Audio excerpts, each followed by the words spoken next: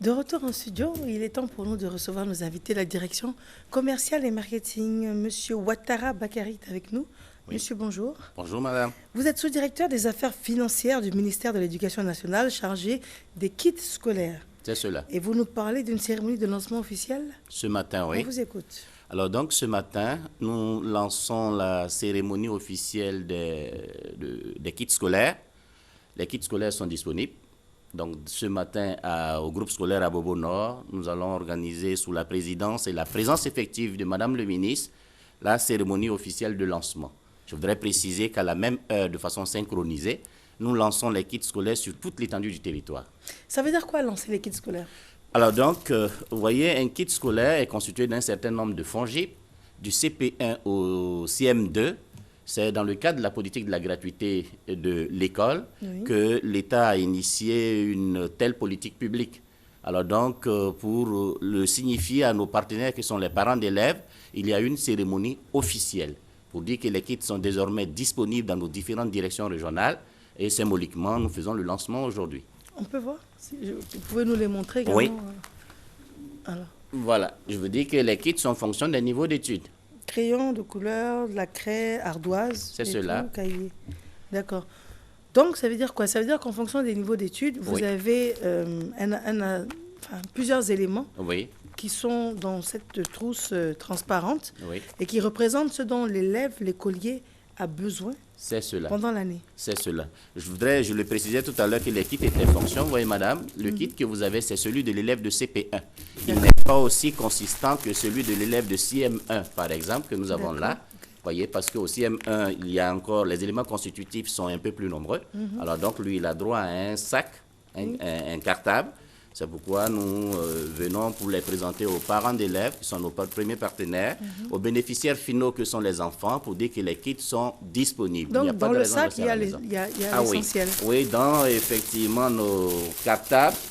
Et nous invitons nos élèves à en faire un bon usage, parce que les sacs pourraient encore servir à la rentrée prochaine. Parce que ce n'est pas chaque année? Ah si, c'est de façon annuelle que nous mettons à la disposition des enfants des kits scolaires. Chaque année, ils reçoivent gratuitement de l'État de Côte d'Ivoire tout cet ensemble de FONGIP que vous voyez là. Très bien. Donc, en fonction du niveau scolaire, vous avez différents kits à disposition. Voilà. D'accord. Dans le cadre de la politique de gratuité de l'école ici en Côte d'Ivoire. De l'école. Je voudrais donc préciser qu'il faut quand même faire la nuance entre les manuels scolaires et les kits scolaires. Le fonctionnement n'est pas tout à fait le même. Vous voyez que les kits, c'est des FONGIP. À la fin de l'année scolaire, ils ne sont plus d'actualité. On ne peut plus les réutiliser. Par contre, les manuels scolaires, effectivement, qui ont une durée de vie de 3 ans, nous les mettons chaque année à la disposition des enfants, mais ils fonctionnent sous la forme de prélocation. C'est-à-dire que nous les mettons à la disposition des enfants. En fin d'année, nous les retirons. Et pour les générations montantes, on remet effectivement les mêmes manuels dans le circuit. Très bien. Alors aujourd'hui, c'est la cérémonie officielle de lancement. Qui aura lieu où donc? Elle est donc prévue pour 9h, c'est-à-dire tout à l'heure, au groupe scolaire à Bobo Nord. Elle est placée sous la présence du ministre Kandia Kamara, sous sa présence effective. Et notre partenaire de tous les jours, l'UNICEF aussi sera présent, parce que l'UNICEF met à la disposition du ministère de l'Éducation nationale près de 200 000 kits scolaires. Très bien. Alors tous ceux qui y ont accès, ce sont ceux dans les écoles publiques? Je voudrais préciser que seulement les bénéficiaires des écoles primaires publiques ont accès, n'est-ce pas, aux kits scolaires. Très bien. Des téléphones, monsieur? Oui. Alors on peut être joint au 03 43 51 77. On a aussi un téléphone fixe, le 20 21 82 86. Nous invitons donc massivement les parents d'élèves ce matin à 9h au groupe scolaire à Bobo, et pour que nous puissions effectivement lancer officiellement ces kits scolaires. Très bien. Je voudrais préciser, madame, que c'est près de 3 494 000 kits scolaires qui seront mis ce matin à la disposition, n'est-ce pas, de nos enfants de Côte d'Ivoire. Et ça représente la même proportion en enfants inscrits dans le public? Mais voilà, les 3 494 000, c'est le nombre d'enfants attendus cette année dans nos écoles primaires publiques. Merci infiniment. Merci, madame. Docteur Eliassam est avec nous. Docteur, bonjour. Docteur iridologie, bonjour. Bonjour à vous. Bonjour. C'est à lui que l'on doit la connaissance du terme iridologie ici. On n'en avait pas conscience. C'était méconnu. ici en Côte d'Ivoire? C'est une technique de faire un bilan de santé à travers l'iris, le bilan d'iridologie. L'iris, c'est la partie colorée de l'œil. À travers ça, on va faire un bilan de santé, un bilan qui va nous détecter comment notre organisme fonctionne, un bilan qui va nous donner une information générale. Si on a une maladie cachée ou bien une maladie asymptomatique, comme les gens l'appellent, ou bien si on a quelque chose à prévenir et en plus l'origine des symptômes dont on souffre. C'est ça le plus important et c'est ça qui est le point fort du bilan d'iridologie qui va nous orienter quelle est l'origine de notre maladie, comment il faut faire pour avoir une meilleure santé, si on a quelque chose à prévenir et qu'est-ce qu'il faut faire. Il ne faut pas se baser seulement sur traiter les symptômes, il faut aller jusqu'à la cause parce qu'il faut soigner toujours la cause de la maladie et non pas le symptôme. Les symptômes. Alors, et ça, c'est un bilan qui est gratuit. Qui est gratuit pour le moment. Depuis, oui, mais pour le moment, il dure. Ça veut dire que... Ça fait plus qu'un an, 3 mois. 3 mois maintenant. Voilà, qui est gratuit pour donner l'occasion à toute personne qui n'a pas encore effectué ou bien qui a effectué et qui va orienter un de ses parents ou bien un de ses connaissances pour qu'il puisse faire ce bilan-là. Parce que c'est un bilan qui va nous donner une information générale à propos de notre état de santé. Tout d'abord, toute personne est concernée. Premièrement, les gens qui sont curieux de savoir de quoi il s'agit, ils sont invités à faire ce bilan-là. Deuxièmement, les gens qui sont malades et qui désirent avoir une idée bien claire sur leur état de santé. Troisièmement, les gens qui souffrent d'une maladie qui ne se termine pas, qui sont en train de soigner depuis plusieurs années et que ça ne finit pas. Ils sont invités à faire ce bilan-là, c'est très important. Et quatrièmement, c'est un bilan général, c'est un genre de check-up qu'on fait chaque 6 mois, disons, pour voir si on est en bon état de santé ou bien non. C'est très important de faire ça parce que il va nous donner des informations bien claires et il va prévenir l'apparition des maladies qui sont très graves chez nous et toujours mieux prévenir que soigner. Très bien. Votre cabinet est où? C'est à Marcory, zone 3, à l'immeuble Opéra, au premier étage. Et pour toute autre information, nous sommes au 05 06 23 24. Je répète, le contact téléphonique, c'est le 05 06 23 24. Très bien. Et c'est à partir de 16 ans? À partir de 16 ans, parce que tous les signes iridiens sont complets à partir de 16 ans. Et ça ne fait pas mal? Absolument pas. Et ça ne nécessite pas une préparation préalable. Et ça ne va pas nous déranger de continuer notre journée très normalement. On ne dilate pas la pupille, après on ne peut plus voir? Absolument pas. Il suffit de passer, on prend un cliché d'œil, on agrandit, on donne les résultats au bout de 5 minutes. Même si on porte des lunettes, c'est pas de problème. Exactement. Toute personne peut passer. Pour n'importe quel problème de santé, il peut passer pour faire ce bilan-là, pour voir au moins de quoi il s'agit. Merci à vous. Merci pour vous. Monsieur Kofi Kra, oui. Monsieur, bonjour. Bonjour, madame. Vous nous parlez du test d'entrée à l'ESMA. C'est effectivement cela. D'abord, merci beaucoup. Il faut signifier que l'UESMA, c'est l'école... C'est pas l'ESMA, c'est l'UESMA. L'ESMA, voilà. L'ESMA. Effectivement. L'école des spécialités multimédia d'Abidjan, qui est une grande école. Alors, nous existons il y a de cela bien longtemps également. Et l'UESMA, qui est une école tout comme les autres, présente différents cycles de formation, à savoir donc le BTS, la licence, le cycle ingénieur, le master. Alors, annuellement, il y a un test d'entrée qui a lieu dans toutes les filières que l'UESMA propose, de sorte à ce que déjà, on prépare, je peux dire, les étudiants, les futurs étudiants, mais en même temps, inviter aussi et convier les parents, les élèves, les étudiants, qui sont désireux, bien sûr, de poursuivre leur carrière estudiantine à l'UESMA, de déjà se préparer dans cette dite filière-là. Alors, donc, ces différents tests d'entrée sont spécifiés en différents volets. Il y a des tests pour la création digitale, qui est donc prévu pour le 20 septembre, c'est-à-dire après-demain. Le 20 septembre, c'est le test d'entrée qui a lieu en création digitale. Oui. Et le 31, le test d'entrée donc pour la licence en journalisme et autres, la production et aussi le marketing. Ça, c'est prévu pour le 31 septembre. D'accord. Donc, vous lancez un appel pour que les personnes viennent à ces différents tests? Effectivement, puisque déjà, je peux dire, nous avions pas mal de personnes qui nous suivaient depuis l'actualité de l'UESMA. Mais aujourd'hui, encore, nous sommes là pour rappeler à l'ensemble des étudiants, aux parents et aux parents d'élèves, que l'UESMA, encore cette année, ouvre ses portes à l'ensemble, en tout cas, du monde estudiantin, à ceux qui sont, en tout cas, désireux de poursuivre leurs études à l'UESMA, d'encore procéder à leur inscription jusqu'au 31 de ce mois, naturellement relative à, il peut dire, à ce qui est sien en termes de choix de filière. Si ça concerne la production, le marketing, le journalisme, c'est pour le 31, et tout ce qui a trait à la création digitale, naturellement, le 20 septembre. Et ce que je voulais rappeler, c'est qu'au-delà du test d'entrée, il y a une activité qui clôture pratiquement l'ensemble des activités qui ont été menées toute l'année.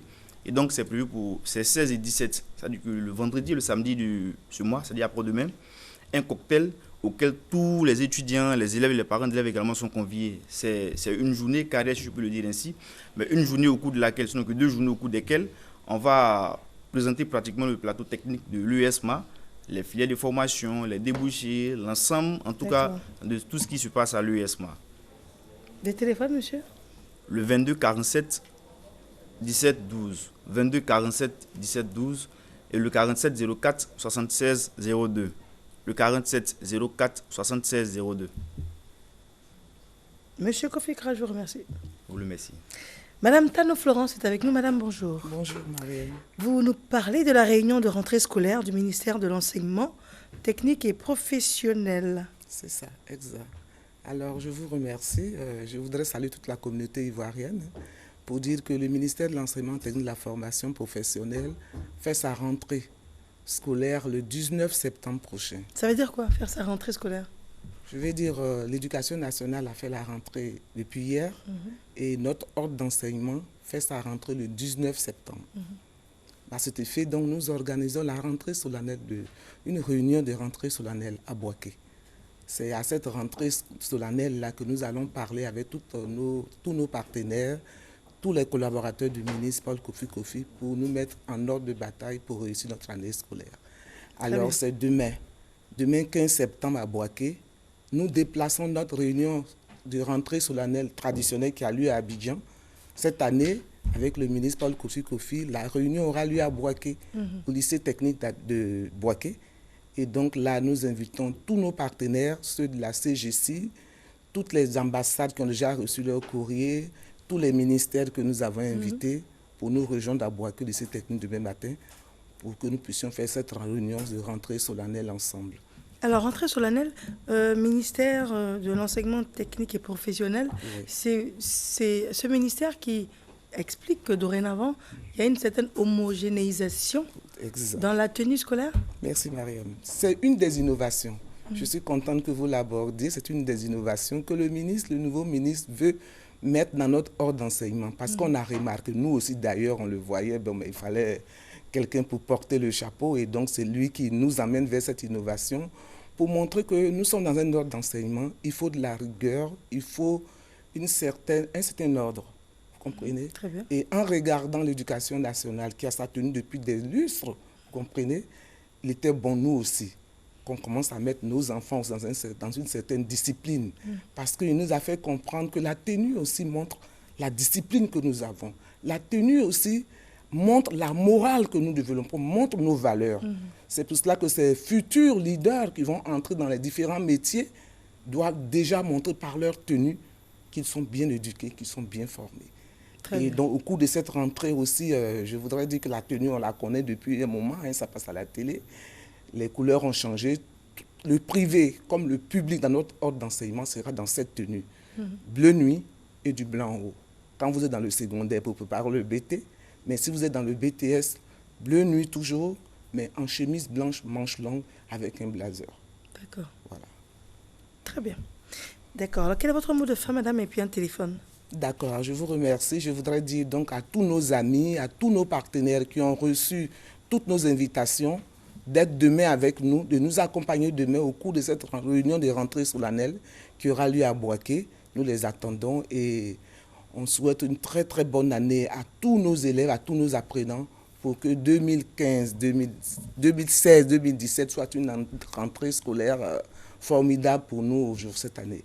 Et un numéro de téléphone, c'est le 22 44 09 24. Très bien. Merci, madame. Je vous remercie. Je vous en prie. Maître Brigitte Mansa. Maître, bonjour. Bonjour, madame. Monsieur Brissi Placide. Monsieur, bonjour. Alors, le Festival panafricain des différences d'Abidjan. Exactement. C'est un festival qui a une spécialité parce que c'est un festival qui a été conçu par des personnes en situation de handicap et qui sera animé par des personnes en situation de handicap du début à la fin. C'est-à-dire que nous aurons un village d'exposition où les artisans et les artistes peintres vont montrer au grand public leur savoir-faire. Nous aurons un panel qui va parler de l'autonomisation de la femme en situation de handicap. Comment fait-elle pour survivre? Comment fait-elle pour élever ses enfants? Nous allons donc en débattre. Et nous aurons une apothéose avec un grand concert où des artistes sont annoncés, notamment Jos Kezo, que nous saluons. Nous avons aussi Tonton Zéla et Nuela. Nous avons des artistes qui sont spontanément venus à nos côtés. Je veux parler de Bordeaux, qui a accepté de venir porter un message. Son message, c'est que les personnes en situation de handicap sont comme tout le monde et que nul n'est à l'abri du handicap. Parce que lui-même, il sort d'une très grande crise où il a failli passer de l'autre côté. Oui. Donc, il voudrait venir nous soutenir pour porter ce message-là. Alors, donc, le Festival panafricain des différences d'Abidjan. Alors, vous-même, maître, vous avez une différence? Laquelle? Je suis non-voyante et je suis différente. En même temps, je suis comme vous. Tout à fait. Donc, c'est pour cela que nous disons, au festival, nous avons un slogan, c'est « Venons avec nos différences » lors du festival. Et pendant ces 3 jours que nous allons passer ensemble, au sorti de là, nous allons tous repartir avec nos ressemblances. Très bien, c'est joliment dit ça. C'est ça. Alors, quand on parle de différence, par exemple, en ce qui vous concerne, vous êtes maître, donc maître avocat? Maître avocat, exactement. Je suis avocat à la cour, mais pour ce festival, je suis la présidente du comité d'organisation. Très bien. La direction de la structure qui porte ce festival, M. Roger Gouria, m'a fait l'honneur de me porter comme présidente du comité d'organisation. Donc, je suis au four au moulin. Très bien. Voilà, c'est cela. Et l'objectif de ce festival, c'est d'expliquer que la différence ne tue pas les objectifs à atteindre. Au contraire, peut même motiver, booster à les atteindre. Exactement, exactement. Parce que généralement, quand on voit une personne en situation de handicap, on la voit comme une personne qui ne peut pas faire quelque chose, alors que c'est des personnes qui ont beaucoup à faire et qui savent beaucoup faire. Et c'est pour cela que je tiens à saluer notre ministère de tutelle, en la personne de M. Moussa Dosso, qui nous a fait, par le biais de son directeur de cabinet, M. Bakayoko, Voilà. nous encadre et veut nous accompagner véritablement dans cette aventure-là.